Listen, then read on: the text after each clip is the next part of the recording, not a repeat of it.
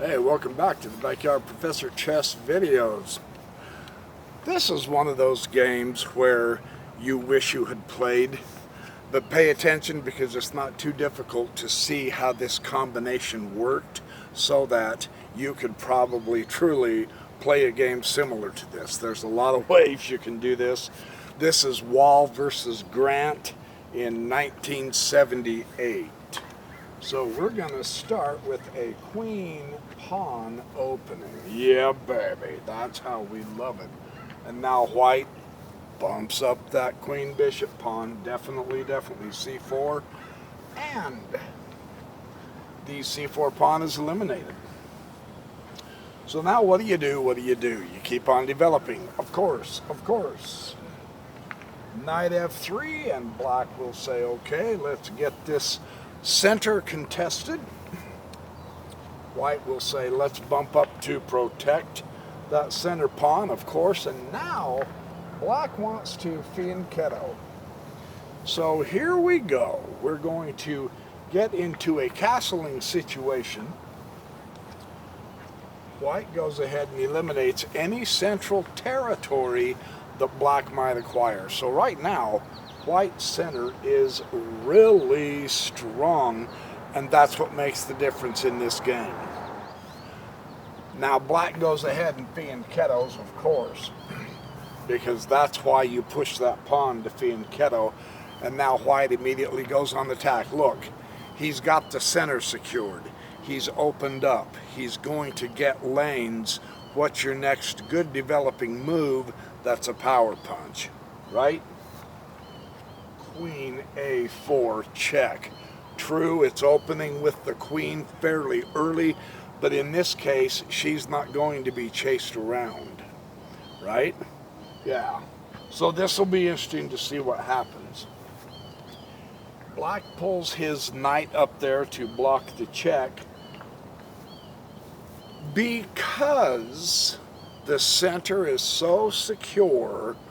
White begins, I should say continues, because he actually began his attack with the queen up to the a4, right? So there's no reason for white not to continue maintaining the initiative. That's so important. He wants to call the shots. So bishop takes f7, immediately check. Ka-blam. Now black has to realize, oh my goodness, whoa. Watch how white puts this combination together so beautifully. The bishop sacrifice, and now the knight jumps into here, check, maintaining the pressure, maintaining the initiative. He began his attack early on. Keep that going. King bumps back to g8. Queen to c4.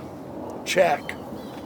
And it's here that black resigns. Because the defect with black's last move was keeping it on this diagonal to where white could maintain the initiative, right? Either way, black's going to be in serious trouble, but he could have made it last longer, so he resigned, because if he does go to here, then of course we've got mate. That's astonishing, isn't it? That's called a quick game out. But notice the combination once he pulled his queen out. Yes, she was out early, but she got the attack with this knight coming into the foray and the bishop opening it up. And all the bishop had to do was barely open it up. Hey, welcome back to the Backyard Professor Chess videos. A heads up for those of you who are interested in this particular angle or topic is I have begun a new YouTube channel and a website. It is backyardprofessor.org, all one word, and I am exploring Mormonism, history, religion, philosophy, mathematics, whatever topic interests you. I know there's a lot of you. I've been trying to do a little bit of philosophy here in the chess people want chess, and I agree with you. Let's give you some chess. But for those of you who want to see these other topics, they are now going to become very available, and I'm going to be doing them steadily as well. So I'm branching out. I'm getting back into YouTube videos on religious topics and science versus religion, Mormonism, some of the problems involved with it, with the history and the doctrine and the apologetics and all that. I used to be a Mormon apologist. They have a lot of problems, so I'm dealing with that in these videos now. So in the meantime, those of you who like chess, let's do some more chess. Yes! This is Lacosto versus Marcinkowski in 1971, and this is a beauty for queen sacrifice. This is really good. So let's get started. E4, E5. Yeah. F4. And here we go. King gambit accepted. And he accepts the gambit. So what do you do when your opponent accepts the gambit? You keep going. Duh. Bishop C4. That is correct. Bishop C4. Now, black is going to punch him right in the center immediately. D5. Let's see what white wants to do here. And you go, that was really silly. Just give him a center pawn, why don't you? Yeah, all right, well, maybe black will learn his lesson. White says, thanks. That's no problem. Now watch. Ooh, queen h4, out early, check. So see, black may be biting off more than he can chew. Queen out early in development sometimes really doesn't work. White goes ahead and says, not a problem, I'll move my king. So white's not going to castle, and what he has to watch out for is he has to make sure he doesn't hem in that rook. He's got to speedily develop, as does black. But usually when you end up not castling early on, your rook ends up idle. And we want to watch that. That's when that happens with us, we have to keep track of that. Black's going to go ahead and say, I'm preparing to castle, developing his piece, hitting the center, which is a good thing. Knight f3, he's going to come up. Got to develop quick. This is good because eventually he will open up so that he can utilize that rook. We hope, we hope. Hitting the queen will come back to h5, not a problem. Pinning the knight to the queen. And now white, look at white go. D4, let's dominate, control the center, which is always a good strategy. It's one that we must inculcate in our games. There's your new word for the day. Inculcate. We must inculcate the idea of control the center, yeah? See, the darndest things you learn on the Backyard Professor videos. Knight e7. Now black is prepared to castle. White is not going to slow down and make willy-nilly waste of time moves with pawns, though. He needs to develop since he can't castle, right? So this is what white's strategy is going to be. Let's make sure we maintain a control of the center and get as much out as we can immediately, and that is exactly what white is doing. He takes the pin off the queen, moving the queen, getting her into this game. Here comes black. Notice he hasn't castled yet. He's still bringing out pieces to maintain the pressure in the center, to keep a check on things, yes? White's going to maneuver his knights over toward his king because he can't castle. So really, truly, that makes sense. And now black says, hey, wait a minute. He can't castle. Let's go ahead and start coming up that side so that I can go after his king. And that's probably the best thing you can do, is go after the king when he can't castle. That makes sense, right?